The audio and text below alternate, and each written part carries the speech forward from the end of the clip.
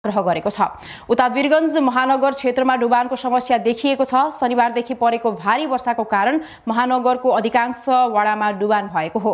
वीरगञ्ज महानगरका प्रमुख राजेश मानसिंहले लगातार वर्षाको कारणले महानगरमा विभिन्न स्थानमा डुबानको समस्या देखिएको बताए। ठूलो वर्षाको कारणले पानीको निकासको समस्या देखिएको हो। डुबानकै कारणले अहिलेसम्म वीरगञ्जमा मानवीय क्षति भएको छैन। महानगरको 32वटै वडामा कतिपय ठाउँमा पानीको उचित निकास नहुँदा केही ठाउँ डुबानमा परेका छन्। स्थानीय सर्सिया नदीमा पानीको बहाव बढेसँगै नदी किनारका बस्तीमा भने उच्च सतर्कता अपनाइएको छ। वडा नम्बर 11 र 17 का डुबान क्षेत्रमा जनतालाई अन्यन्त्र सार्ने काम भइरहेको छ।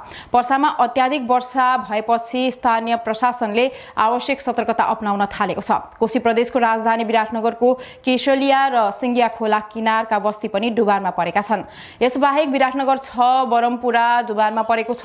यस